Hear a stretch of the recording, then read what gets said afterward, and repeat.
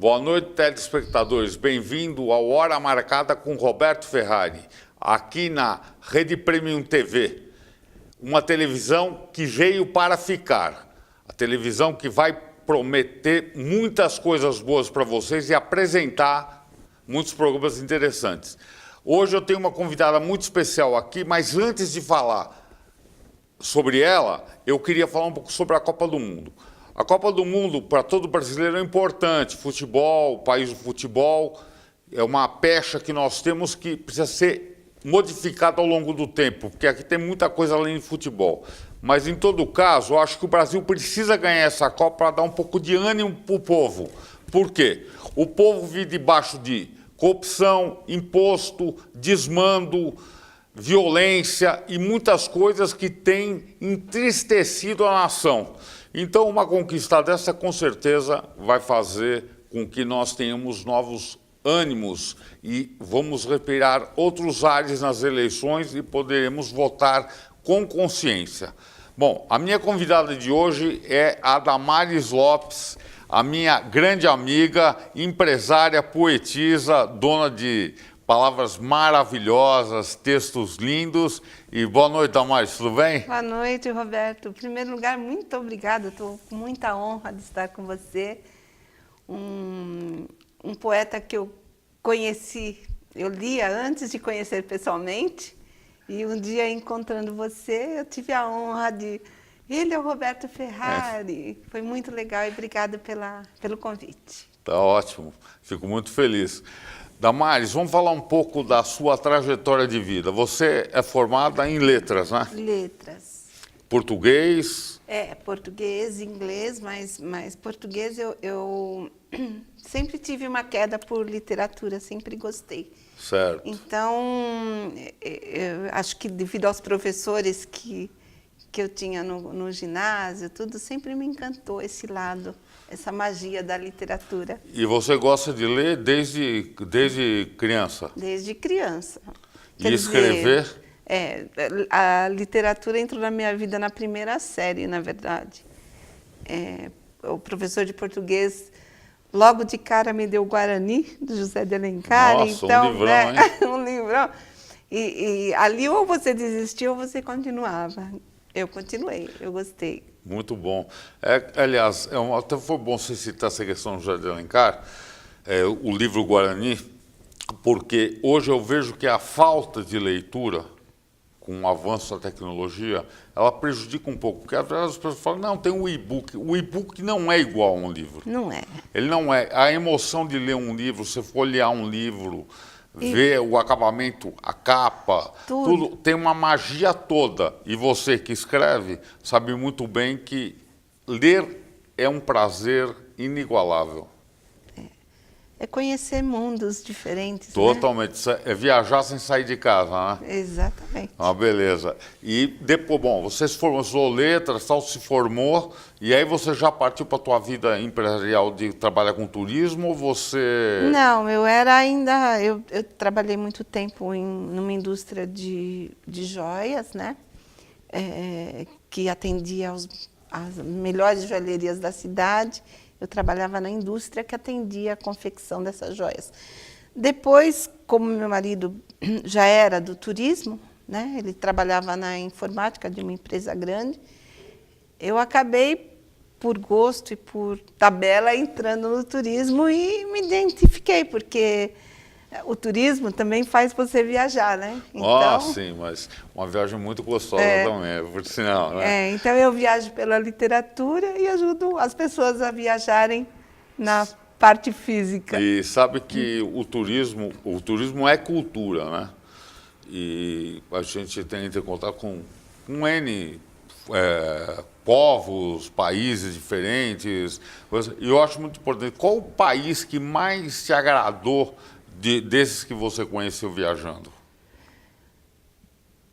Posso citar Fernando Pessoa, não Pode, posso? à vontade. Tudo vale a pena quando a alma não é pequena. É verdade. Se você me convidar para ir até Paraty, para o Rio de Janeiro, para São Paulo, para a Grécia, para Portugal, todos têm a mesma importância. Todos têm a mesma importância. Porque eu sou da eu ainda acredito que a beleza está nos olhos de quem vê. Né? Exatamente. Então, eu posso estar num Vale Nevado, posso estar numa cidade medieval da Croácia, mas a beleza está no que eu vejo, né? Nos meus olhos, para poder... que a pessoa pode estar do meu lado e não ter o mesmo sentimento. Mas o que eu digo, aí eu vou citar um outro trecho de Olavo Bilac, que Olavo Bilac, você sabe que ele foi um dos fundadores da Academia Brasileira de Letras, e ele era jornalista e era um grande poeta. O mestre da harmonia, eu amo Olavo Bilac, acho as poesias dele maravilhosas, todas muito bem, os textos, as palavras, a magia dos textos dele é fantástico. E o Olavo Bilac, corroborando isso que você falou sobre os olhos de quem vê, ele encontrou um amigo dele uma vez, me lembro, 1800, 1900, e o amigo dele falou, puxa, poeta, você que é um grande escritor, eu estou precisando vender o meu sítio, só que eu não sei escrever o anúncio. Você pode escrever para mim? Ele falou, lógico, você me leva lá para eu ver e eu escrevo. Então aí o Olavo Bilac foi lá, viu tudo e escreveu. Vende-se sítio, onde passa um rio brilhante, onde as árvores gorjeiam, as flores perfumam o ar, embelezam pelas suas cores, a grama é verde, tem uma casinha maravilhosa, onde o pôr do sol é maravilhoso e o nascer do sol é fantástico, papá, mais ou menos assim. Passou 6 meses, ele encontrou esse amigo dele. Como é? Você vendeu o sítio, sabe o que ele falou? Depois que você me mostrou como que ele era, eu não vendi mais. São os olhos. Só reforça. Os olhos, por isso que eu digo. Os olhos de quem vê têm poderes, né? Então, é isso que eu digo. E aí vem uma outra questão nossa, que é a seguinte. Como é que você vê hoje a questão da cultura, principalmente no jovem, não digo uma pessoa da nossa idade ou um pouco menos da nossa idade, mas o jovem, esse que está desabrochando para a vida, a adolescência, a juventude, como é que você vê essa questão cultural?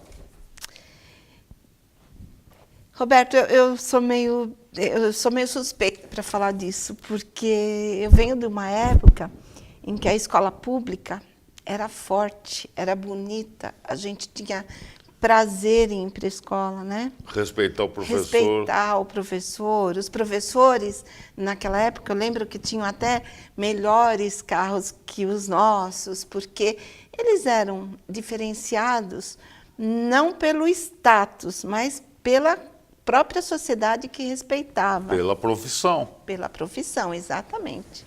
Então, o que acontece? Acontece que os valores foram mudando. Se a gente não respeita quem dá um ensinamento básico, né? A cultura vai minando, né? Então, assim, eu vejo com tristeza que os nossos valores culturais mudaram.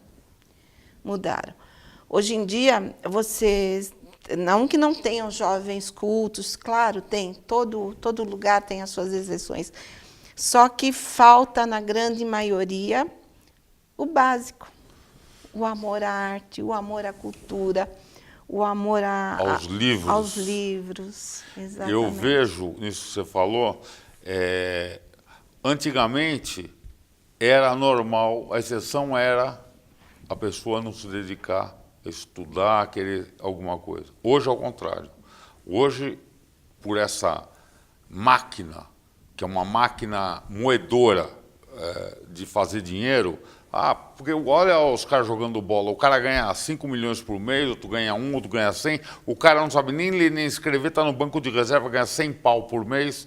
Aí o cara fala, pô, o moleque fala, por pior que eu seja, alguma coisa eu vou ganhar e vai ser mais do que estudar. Pelo menos eu estou num lugar, vou jogar bola, fazer... Então, várias coisas que aconteceram no decorrer da história, por exemplo, mega valorização, jogador de futebol, funkeiro e outras coisas, estão levando, acho que essa adolescência por esse caminho, você não acha? Exatamente. Os parâmetros mudaram, né? As buscas estão diferentes. A gente está lidando com uma geração extremamente consumista, né? E consumista no sentido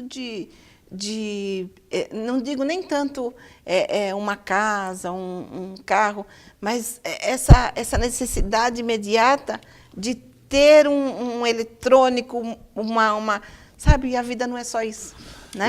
Eu vejo falar nesse assunto, você vê na década de 60, que foi a década considerada da revolução total, sexual, drogas, revolucionou o mundo a década de 60, onde surgiram os grandes grupos de rock and roll, grandes movimentos, guerra do Vietnã, foi uma época conturbada. Naquela época existia o movimento hippie, Woodstock, movimento hippie.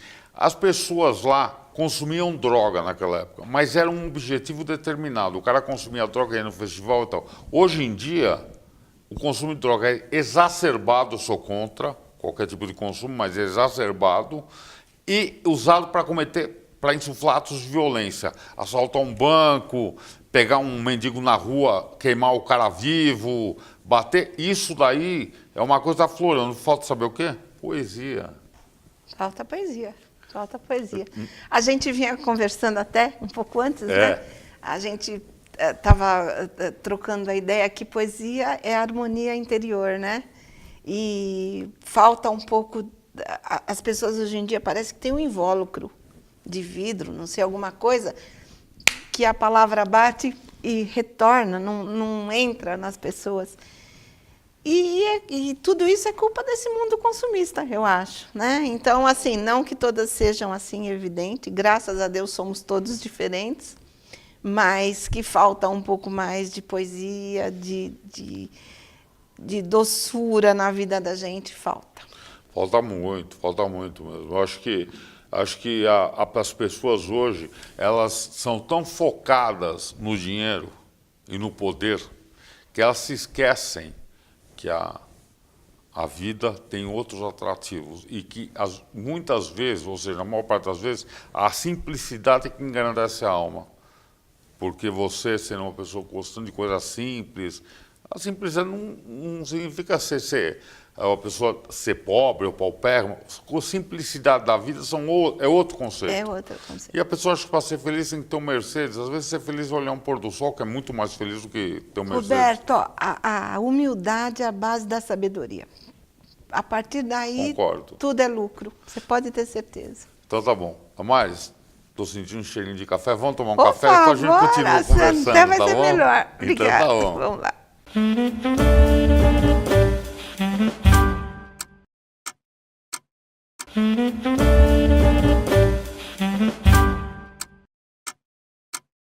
Telespectadores, hoje a Damares está nos dando uma aula de muitas coisas, de sensibilidade, equilíbrio e muitas coisas legais que nós estamos conversando na nossa entrevista. Damares, vamos falar um pouco agora de turismo, a gente volta no assunto da poesia. A questão do turismo no Brasil, como é que você vê o turismo? Você não acha muito caro em relação a viajar para o exterior e outras coisas? Assim como outras áreas, né, o turismo também ainda está sendo prejudicado no nosso país por conta de falta de interesse dos nossos políticos, eu acho, viu, Roberto? Você abrindo o jogo sinceramente. O nosso país é um país rico, né? A gente está numa parte privilegiada da América Latina, a gente tem um clima tropical, nós temos rios, temos mares, temos uma mata maravilhosa. Então, o que a gente precisaria para aumentar essa estrutura? Primeiro, interesse, sabe? Nós temos uma área que tem que ser preservada. E assim como, por exemplo, em Fernando de Noronha, a gente tem o governo de Pernambuco que cuida da ilha. Cobra-se uma taxa diária governamental para se preservar a ilha. A gente também pode fazer isso em outros lugares do nosso país, mas, ao mesmo tempo, criar estrutura para que o turista chegue lá com uma condição mais em conta, porque o turismo no nosso país ainda pode melhorar no sentido financeiro, e tenha também estruturas para, em época de demanda, por exemplo, a gente não ter falta de hotéis, falta de pontos turísticos com segurança, tá? Então, a gente tem muito o que fazer. E o Brasil, pelo nosso tamanho geográfico, a gente tem oportunidade de fazer as gerações próximas a se dedicarem muito a essa área. O turismo promete no Brasil, como promete em todo o resto do mundo. Eu vou dar um exemplo. Quando eu me casei, eu fui sair de lua de mel, eu queria conhecer Porto Seguro. Aí fui cotar um pacote de Porto Seguro, aquela região lá do sul da Bahia e tal. Aí a minha esposa viu uma viagem para Cuba, com um hotel inclusive, não sei o quê. Saía mais barato ir para Cuba que para Porto Seguro. Hoje em dia, com o câmbio alto, a gente não está com esse parâmetro tão... Né? Não, mas eu tô falando na época que você casou, talvez tivesse 1 por 1. Não tava 2 e alguma coisa para 1. Agora, eu falo isso porque deve ter muito imposto envolvido em várias operações do turismo, em hotéis, alimentação, que dificulta para nós brasileiros conhecermos o nosso país. Eu não digo uma pessoa que vem do exterior que chega aqui é um paraíso, o cara vem aqui com sei lá, 10 mil dólares aqui, o cara é rico aqui. Roberto, eu acho que você está coberto de razão. Tudo isso influencia. Só que eu acho também que a gente tem um outro fator importante. Pela nossa extensão geográfica, nós poderíamos ter meios de transporte melhores. Trem, por então, exemplo. O trem, você vê que na Europa ele é uma constante. Você vai de uma cidadezinha para outra com um serviço de trem maravilhoso. Agora, eu sei que é formado em engenharia. Sou. Você sabe muito melhor que eu que a gente nessa área, nós temos gente muito competente no Brasil. Muita gente competente. No entanto, você não vê nem projetos, eu não vejo, pelo menos não é do meu meio, mas a gente não sabe de projetos magníficos a favor de uma construção de uma ferrovia. A gente não vê interesse do governo, porque eu acho que as ferrovias também iriam baratear esse tipo de turismo. Então, eu não sei economicamente, você deve até entender mais que eu acho disso. Que a ferrovia barateia com certeza. Agora, o que eu vejo também é que no Brasil, grandes mentes capazes de transformar, porque ser engenheiro é transformar o meio ambiente. Você constrói um prédio, faz uma ferrovia, faz uma estrada, você está mudando a forma daquele local. Eu vejo que também as pessoas que têm capacidade, têm acima de 40 anos, são descartadas, porque aqui no Brasil, quem tem mais de 40 anos não serve para mais nada. É diferente você ver na Europa, nos Estados Unidos, que o cara com 60 anos é mão de obra útil ainda. Aqui no Brasil, não. É 40 anos, 45, o cara já banco PDV, plano de demissão voluntária, o outro faz uma outra colocação. Aqui ninguém... Você vai procurar um emprego hoje com 40 anos, 45 anos, você não arruma emprego. Você não arruma emprego, o brasileiro não arruma. Então, essa colocação que foi feita aí do turismo, cabe a gente falar um pouco desse assunto também.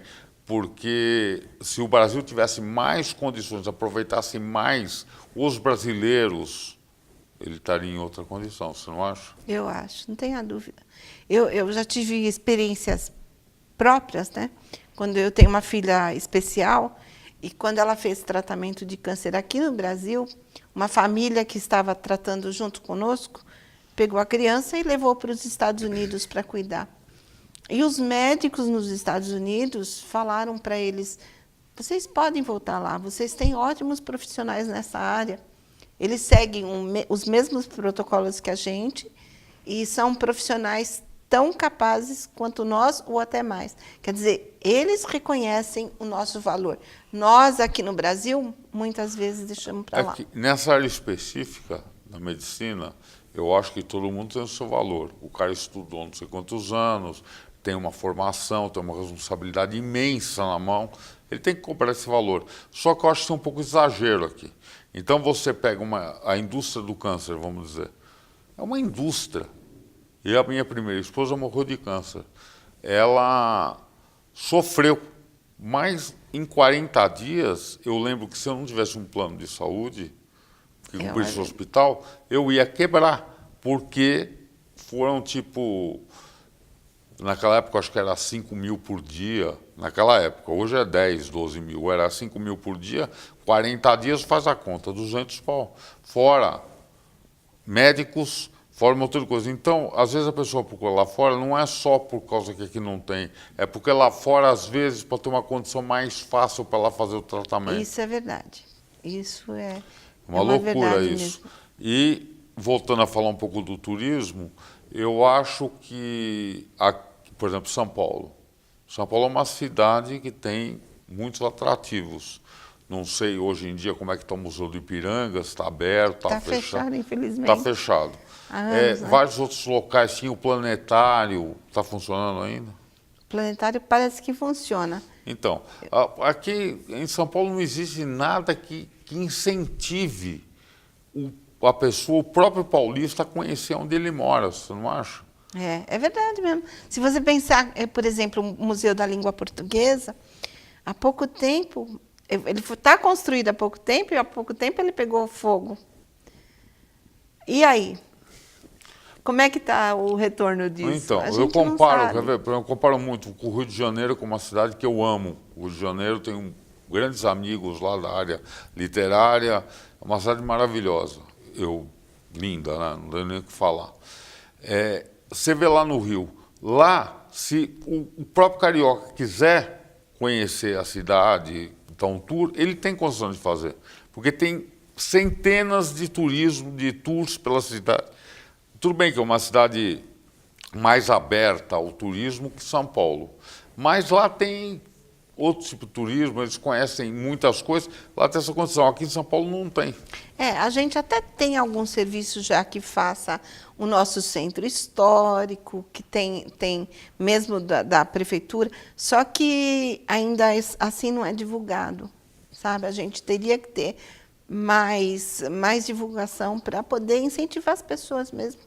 É por aí mesmo. Eu vi hoje uma reportagem no jornal, o seguinte, em Santos tem uns navios antigos que estão, ou por questão de passar na justiça, alguma coisa, estão lá para 10, 12 anos.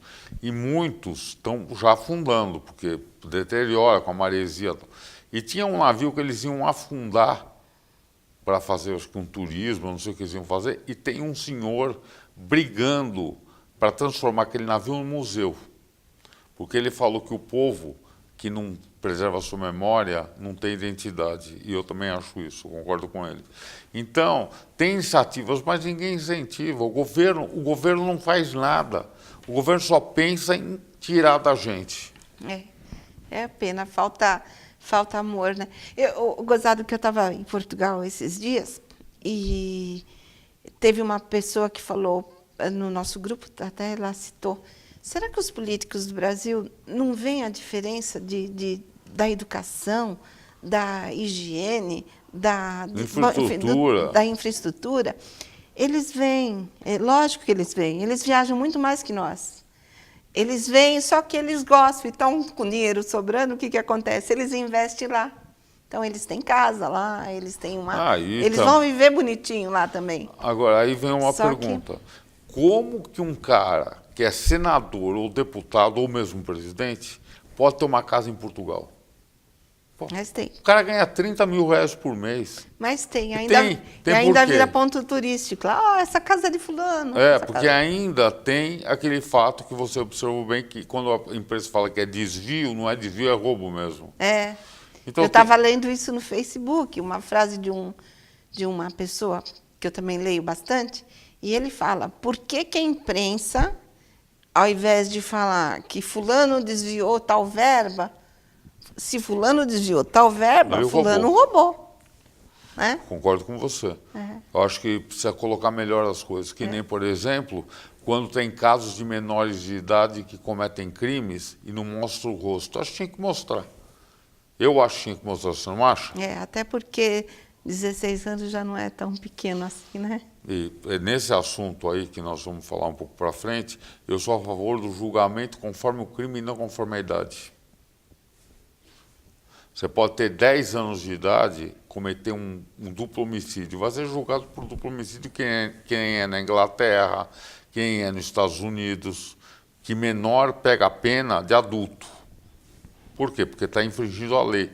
E o que acontece é isso. Você vê aqui no Brasil, terra de ninguém, pessoas roubando dinheiro público, políticos e empresários desonestos, cada vez mais ricos, não tem limite. Não é que fala, não, eu vou roubar 50 milhões de dólares, pô, que é uma nota. Não, eu quero roubar logo $1 bilhão. E chegou no bilhão e quer roubar outro bilhão. Aí que a ganância chega num ponto que a gente não consegue entender o motivo disso. Talvez o que explique isso é aquilo que a gente sempre fala, o equilíbrio interno que a poesia dá para a gente, para olhar para a vida de um jeito diferente, né? É verdade. Porque não é fácil, não. O mundo de hoje é um mundo muito difícil, muito. Nós somos de outra década que era maravilhoso viver. Eu sinto uma saudade imensa daquele período, que você era conhecido como pessoa, não era um número, outras coisas. O papo está muito bom, mas vamos tomar uma aguinha? Vamos embora. Então, vamos Pode lá ser também nessa caneca linda, né? É ótimo. Então, sirva-se.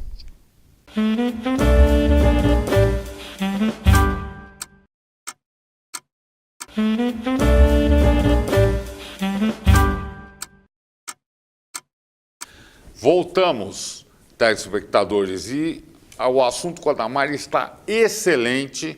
E agora eu vou apresentar um lado dessa minha grande amiga, nobre amiga, que eu acho maravilhoso, que é esse lado que preocupado com a questão social, a questão de apoiar a PAI, trabalhar com a PAI. Eu queria que você faça um pouco da PAI, porque eu acho isso maravilhoso, uma sensibilidade imensa sua de poder se dedicar também a esse tipo de tarefa.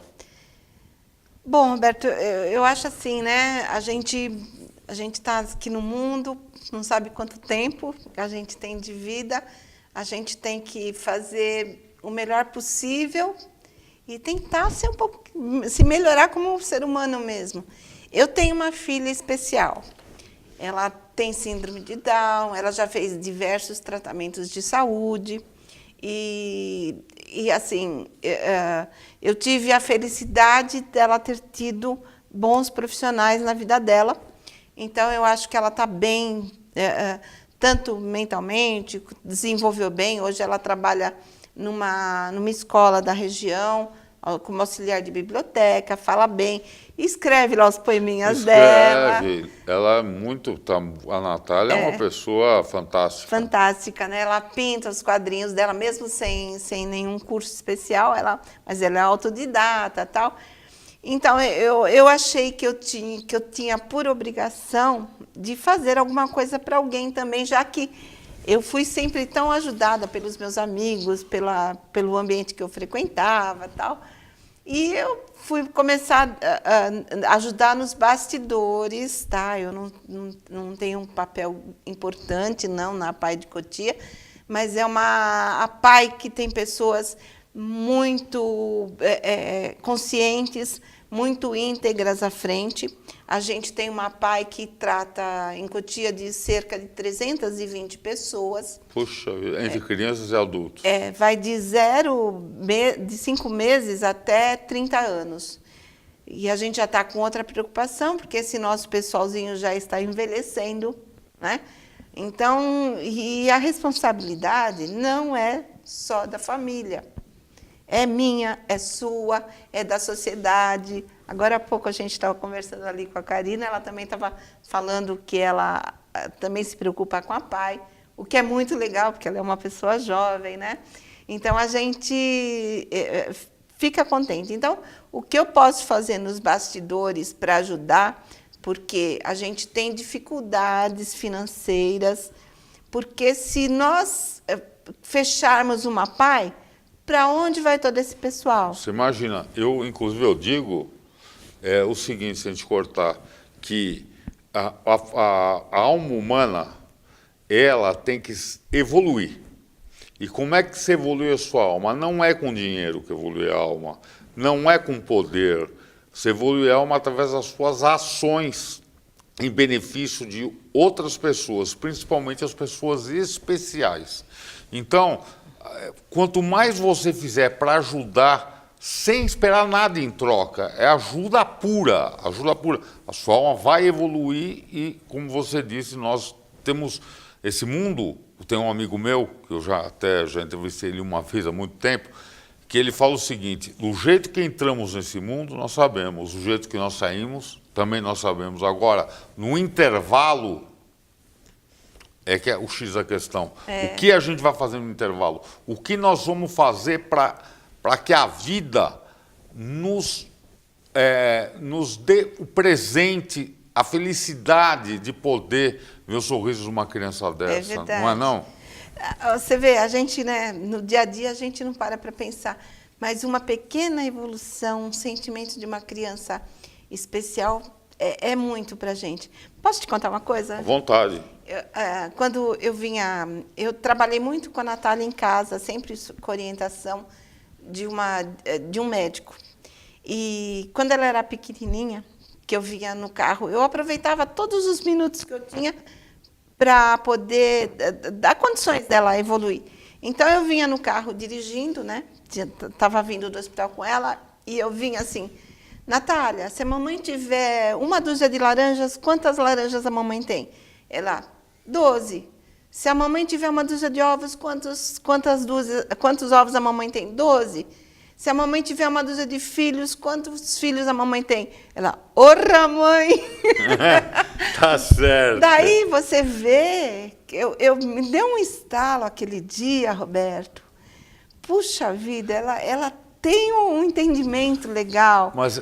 Então, quando um deficiente consegue amarrar um sapato, consegue sentir um paladar de uma comida...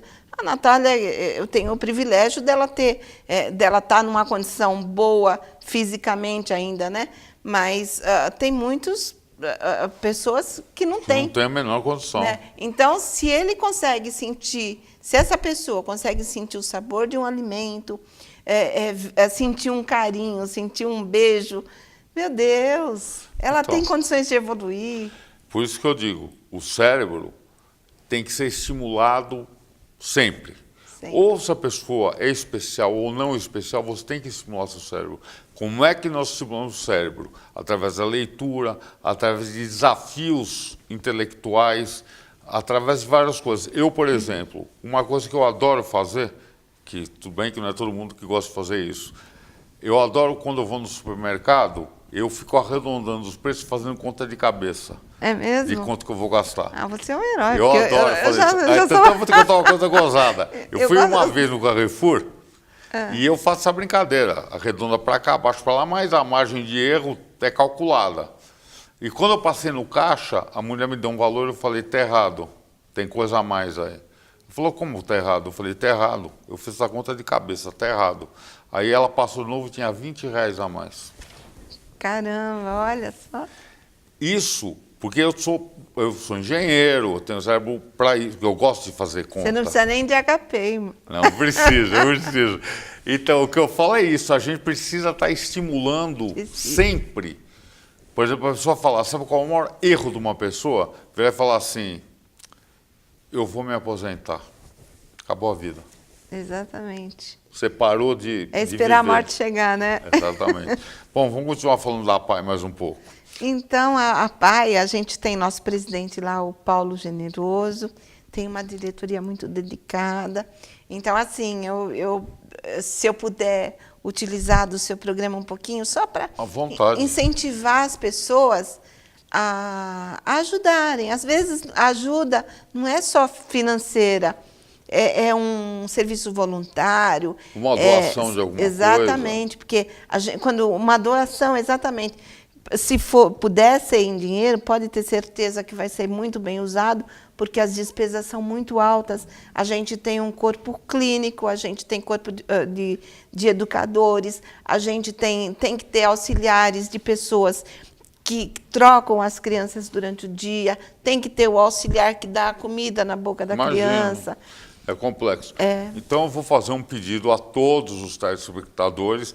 Quem quiser e sentir que pode ajudar, ou com doação, ou com dinheiro, ou com trabalho mesmo, Procure a Pai de Cotia e vai ser muito bem recebido lá. São pessoas maravilhosas, eu já participei de vários eventos lá e pessoas que eu prezo muito, todos eles.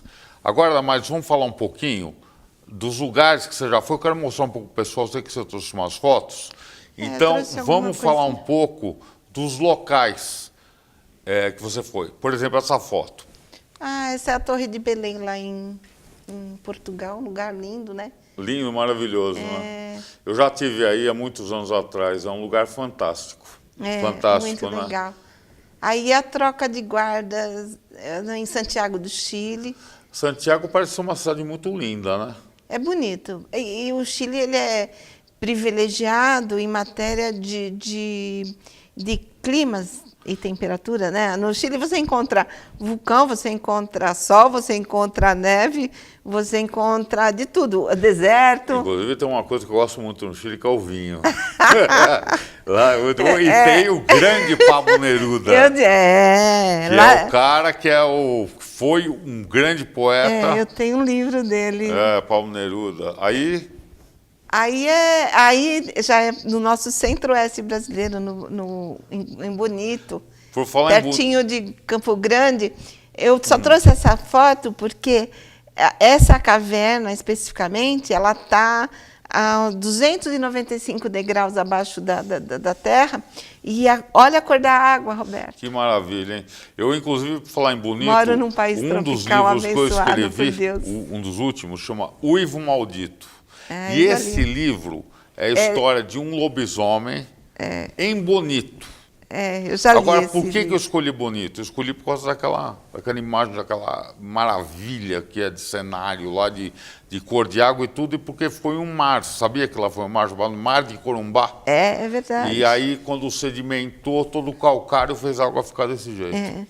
Não é à toa que aquele poeta que escreveu Fotógrafo, fugiu o nome dele agora, o Manuel de Barros. O Manuel de Barros. Ele está ali no meinho, né? Está lá no Pantanal morando para poder escrever aquelas coisas lindas que ele escreve. O Manuel de Barros é excelente. Bom, um cara que eu sempre admirei muito pelos textos é o Rubem Alves. O Rubem Alves. Maravilhoso. Ele é maravilhoso. Então, sabe, você vê que todos os caras que nós citamos são caras mais antigos. Hoje em dia, as pessoas confundem um pouco. Cara, por exemplo, eu gosto de escrever poesia. Eu falo sobre o amor. Você escreve super bem também, fala sobre amor, saudade, um montão de coisa. Você é um poeta do amor mesmo. Obrigado. E aí, o que acontece? As pessoas querem fazer poesia sobre violência. A violência é a coisa que menos combina com poesia. E isso eu falo porque o primeiro cara, um dos primeiros poetas assim, que até hoje são considerados, William Shakespeare, poeta, dramaturgo, ele falou que a poesia é a expressão do amor. Quando você vai declamar uma poesia para sua amada ou seu amado, você não vai falar de violência, você vai pegar uma poesia de amor, vai ler uma poesia de amor com Olavo Bilac. Eu até acredito que você encaixa também poesia nessas coisas, só que assim em doses ínfimas, né? Então, assim, por exemplo, uma poesia que relata um pouco, não crônica, mas uma poesia que fala um pouco da parte social. Eu tenho um poema que se chama Sinaleira da Comunidade. Eu não tenho ele aqui, mas assim, é uma coisa que eu escrevi em conjunto com aquele Naldo Velho, que é um poeta muito bom também. Grande poeta. Então, assim, eu acho que em certas ocasiões, né? Então, eu acho que ela é relevante. Mas a poesia, ela nasceu para cultivar o amor, né? Você vê, o poeta que não sofre não é poeta. Que nem dizia Tom Jobim, o poeta só é grande se sofrer. Aquela música maravilhosa, uma linda. Poesia. Aquela música é linda. Poesia. Eu não existo sem você. Não existo sem você. Eu sei e você sabe, já que a vida quis assim. Nossa, que nada nesse mundo levará você de mim. Meu, é fantástico, é um poeta. Eu vou te convidar para tomar outra água enquanto vem os comerciais e a gente volta falando de poesia, que é um assunto que eu amo falar. Que nós gostamos, né? Com certeza.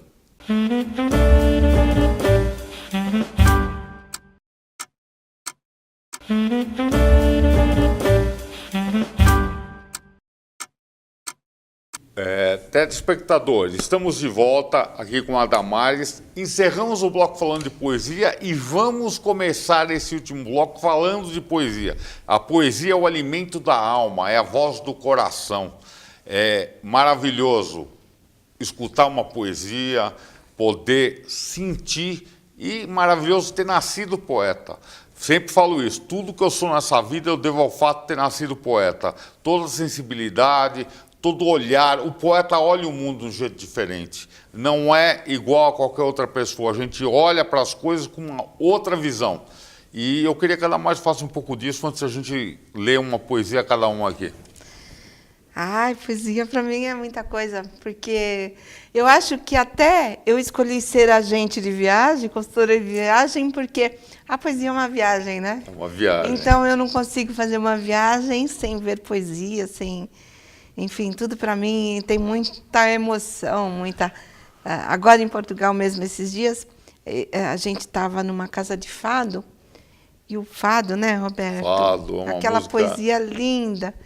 Então eu vibro, eu vejo poesia, eu vibro, e a gente até se perdeu no outro quadro, né? A gente se perdeu, mas depois a gente vai continuar de onde a gente parou. Agora é o seguinte, a poesia, você sabe que, eu falo um pouco da Associação dos Poetas, você vê que você tem, vamos dizer, uma poesia, você tem lá 30 linhas, 32 linhas, 25 linhas, para você ter início, meio, fim e expressar um sentimento.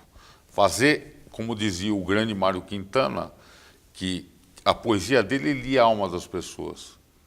Então, cada um está no seu momento ali.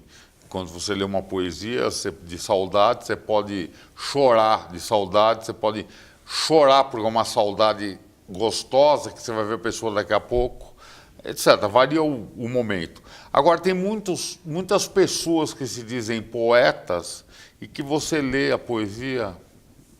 E é a mesma coisa que não lê nada. Não diz nada, né? Então esse cara não nasceu poeta, essa pessoa não nasceu poeta e não é poeta. Tenta ser. Por isso que eu falo que existem poucos poetas de verdade. Não poucos, no mundo tem muitos, mas estou falando, no universo que se diz de poetas, você tira uma parcela de poetas verdadeiros. Não sei se você conhece lá no Face o Marco Antônio Alvarenga. Conheço. Grande poeta. Uma pessoa fantástica, amigo meu. Um abraço para você, meu irmão, adoro ele. Ele é um cara muito bom, tanto para declamar quanto para escrever. Ele tem uma sensibilidade forte. A mãe dele, a Dorothy Alvarenga, também é uma grande poetisa. Eu não conheço ela. Ela é uma super poetisa. Então, vamos começar falando objetivamente da poesia. Ler uma poesia. Esse livro aqui, por exemplo, que você participou, eu queria que você faça um pouco e... Posso falar dessa antologia? Essa é especial, essa antologia, porque eu participei a convite do meu amigo Roberto Ferrari, o poeta do amor. Então eu vou ler uma pequenininha. Pode ler, que depois eu vou... A voz está falhando um pouco. Desculpa, gente. Eu escrevi, acho que já tem uns bons anos. Sussurros. Tocas meu corpo e no concreto do substantivo me digno a aceitar tua pena. Sei que em teus braços morro e vivo, não me transubstancio apenas. Sou mais, muito mais, quando me ultrapassas e usas como instrumento meus ouvidos. Perco instantes que passam porque me calas, quando teus sussurros desalojam meus sentidos. Grande poesia, linda, maravilhosa, maravilhosa. Eu vou ler uma poesia aqui que eu separei. Opa! Essa poesia se chama Arrebatamento. Sente minha paixão, doida, intensa, voraz, um amor feroz, arrebatando nossas almas. Os abraços apertados, os beijos sôfregos, perdidos em nossas bocas, parece que lutam na ânsia do momento. e o mar intenso, imenso, molha a noite e grita nas rochas. E nossas sombras se unem nos raios noturnos da lua apaixonada. Então, lindo. Essa lua apaixonada está sempre constante nos seus versos, versos, né? Está sempre. Eu amo a lua, né? Eu amo a lua. A lua, para mim... A lua é testemunha do sentimento da gente, né? A lua é fantástico, né? Eu tenho outro grande amigo nosso, o Edivaldo Rosa. O Edivaldo. Um grande poeta que eu vou convidar ele para vir aqui. Inclusive, eu vou ver aqui com a direção da TV para a gente fazer aqui um sarau com 2, 3 poetas, aqui a gente discutir um pouco de poesia, falar, tal, fazer um bate-bola. Muito bom. Aqui. Muito legal. Muito legal. Porque cada um tem seu estilo, você vê. Eu escrevo dessa forma, você dessa. O Edivaldo fala sobre amor, mas ele tem um estilo dele. Você lê a poesia do Edivaldo, sabe que é dele. O Marco Antônio Alvarenga tem o dele. E assim que é feito o mundo. A diversidade, né? A diversidade é maravilhosa, né? É verdade. Eu julgo que no universo dos poetas, os mais antigos, por exemplo, o meu preferido é o Vinícius de Moraes. Eu adoro Vinícius de Moraes. E mesmo o Tom Jobim pode ser considerado um poeta, porque as músicas dele são verdadeiras poesias. E ele tem poesias e tal, mas Tom Jobim, Vinícius de Moraes, Castro Alves, Olavo Bilac, Fernando Pessoa, Flor Bela Espanca. Inclusive, você conhece aquele amigo nosso? Não sei se você já conhece um amigo meu, que ele botou música nos sonetos da Flor Bela Espanca. O Marcos Assunção. O Marcos Assunção tem um talento. Ele é maravilhoso. De Niterói. Tinha que ser mais divulgado ainda. Ele está já na televisão aberta também, mas ele tem um talento espetacular. Ele tem poesia, tem sonetos da Flor Bela. Quem sabe você não traga ele aqui? Então, estou pensando em trazer ele aqui para tocar, cantar. Pô, eu fico maravilhado. A primeira vez que eu escutei ele foi num evento no Rio de Janeiro, da Isabelle Valadares, da Literarte. Então, ele foi lá e ele cantou uma música que ele fez, um soneto da Flor Bela. Não me lembro qual que é o soneto. Amar. Nossa, amar perdidamente. Nossa, ele cantou isso. Eu fiquei arrepiado com a música. É uma emoção forte isso. E você vê hoje, no mundo de hoje, ninguém se emociona quando é por isso da mais, que os caras se entregam às drogas, que os caras vivem trabalhando. O cara trabalha, eu analiso assim, a vida da gente é uma vida, por mais que pareça longa, é curta. Você vive um tiro. Você olha para trás, você tinha 10 anos, depois você está com 60. Passa, é verdade. Tem outra citação para te falar, que é de um outro poeta aqui paulista, que ele falava o seguinte, o Mário Andrade: hoje eu vejo muito mais passado que futuro, por isso não posso perder minha vida com coisas frívolas. Isso é profundo, né? Então, hoje eu estou nessa situação, eu vejo muito mais passado que futuro. Então, não dá para desperdiçar a vida, você jogar a vida fora. Então, o cara passa a vida acumulando. Então, eu cheguei para uma pessoa, um amigo, eu falei, bom, você já tem um montão de dinheiro, não tem? Tenho. Para que você está acumulando? Não, porque não sei o quê. Eu falei, bom, você está acumulando porque para quando você tiver 80 anos, você gastar com médico e hospital? Não vai viver a vida? Não é por aí? É por aí mesmo. Então, como nós nos perdemos naquelas fotos do bloco anterior, eu vou pedir para o meu amigo Ricardo, aí na direção, para ele passar aquelas 2 fotos que nós não vimos, porque tem mais coisa para falar. Esse é um grupinho que eu levei para Bonito, um grupo de gente que curtiu muito também a entrada da gruta que eu te falei. Muito bacana, hein? Bacana mesmo. Eu tenho muita vontade de conhecer Bonito. Esse é um santuário em Portugal maravilhoso, construído. Levaram mais ou menos uns 110 anos para construírem esse santuário. Puxa, E eu fico pensando a dificuldade de levar, naquela época, né? Tanto material para um morro desse, Nossa, né? Eu fico imaginando. Agora você falou de 110 anos. Eu estou vendo uma série, que já é uma série antiga lá pelo Netflix, que é Spartacus. Porque tem aquela história dos Espartacus, o escravo que fez a revolução, quis se libertar do Império Romano. Só que aí começa a história bem do início, quando ele está na aldeia dele na Trácia e tal.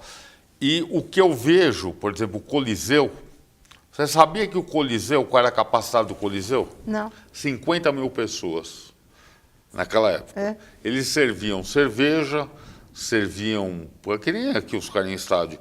Então eu fico imaginando, se o ser humano usasse a capacidade dele para fazer o bem só, que mundo seria esse, Damares? Que mundo seria esse? Que mundo seria? É Como é que seria? Nós, poetas, teríamos um papel fundamental. Aliás, se você analisar no século XV, XIV, XVI, quem era o braço direito dos reis? Os poetas, os bardos, que eram as pessoas que encantavam a corte com suas poesias, suas histórias, sua música. E eles eram muito valorizados. O Shakespeare, ele era um sujeito tão valorizado que ele, através do trabalho dele de teatro e de escrita, ele morreu muito bem de vida. Ele ganhou muito dinheiro. E não sei se você sabe, ele nasceu e morreu no mesmo dia. Dia 23 de abril, que por coincidência é meu aniversário. Mas ele nasceu e morreu no mesmo dia, e o que é interessante é isso, ele nasceu em 1564 e morreu em 1616. E nesse curto espaço de tempo, 52 anos de vida, ele construiu uma obra fantástica. Puxa, quantas obras, né, Damares? Vários séculos, né? Então, e você estava cantando aquele trechinho da música do Tom Jobim, que eu amo, Não Existe Sem Você. É fantástica, não é? Essa muito letra bom de é escutar. muito especial. Muito especial. É uma música que eu cantei sempre para minha filha, né? Então ela declama também esse poeminha. E é muito legal, eu tenho um carinho especial por essa letra. Então tá bom. Bom, mas infelizmente acabou o programa. Que pena. E se você tiver alguma mensagem para deixar para os telespectadores... Eu só queria concluir rapidinho à vontade. O problema voltando ao assunto da PAI, como a gente estava falando aqui da nossa assistente aqui, que ela também ajuda a PAI, uma pessoa jovem, toda vez que eu vou falar de algum depoimento sobre a minha filha, eu sempre começo falando que a gente que tem em casa alguém especial, é fácil a gente abraçar a causa e ajudar.